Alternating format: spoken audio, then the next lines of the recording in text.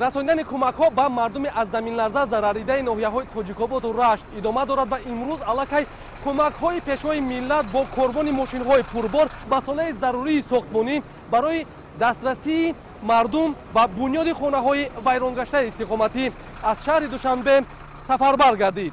роҳнамоӣ ва сафарбарсозии гурӯҳҳои кӯмакрасон дар доираи тадбирҳои олии башардӯстонаи пешвои миллат, татбиқи сиёсати иҷтимоӣ ва саҳмгузорӣ дар ҳалли мушкилот амалӣ мегардад. Инак бо ҳамоҳангӣ баҳри рафъи мушкилот ва муҳайёсозии имконоти зарурӣ расонидани кӯмакҳо пайдарҳам амалӣ мешаванд.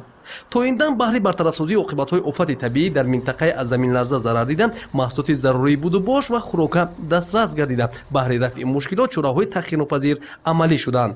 ҳамакнун қадами навбатӣ корбони дуюми мошинҳои пурбор иборат аз масъулияи сохтмон ва дигар лавозимот субҳи имрӯз аз шаҳри Душанбе ба самти ноҳияҳои Рашту Тоҷикобод сафарбар шуданд. бояд гуфт ки аз лаҳзаҳои аввали рух додани заминларза бо супориши президенти ҷумҳурии Тоҷикистон пешвои миллат муҳтарам Эмомалӣ Раҳмон комиссияи ҳукуматӣ таъсис ёфта дар маҳалли ҳодиса ба омӯзиш ва бартарафсозии оқибатҳои заминҷунбӣ пардохтанд.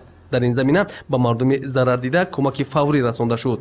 то ҳол омӯзиши хисорот ҷараён дошта, расонидани кӯмакҳо марҳила ба марҳила амалӣ карда мешаванд. аз ҷумла дар навбати аввал дар асоси дастуру ҳидоятҳои хос маҳсулоти хӯрока ва ашёи зарурии будубоши муваққатӣ таъмин шуд.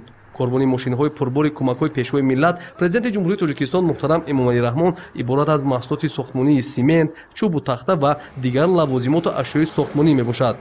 ҳоло тибқи сипориши сарвари давлат муҳтарам Эмомалӣ Раҳмон баҳри ҳарчи зудтар бартараф намудани паёмадҳои заминларзаи қаблан рух дода тадбирҳои муассир андешида мешаванд. бояд гуфт ки имрӯзу ояндаи мардуми шарафманди кишвар ҳамеша дар мадди назари асосгузори сулҳу ваҳдати миллӣ пешвои миллат президенти ҷумҳурии Тоҷикистон муҳтарам Эмомалӣ Раҳмон буда баҳри осудаҳолӣ ва рушду инкишофи мардуми кишвар тадбирҳои самарабахш роҳандозӣ мегарданд.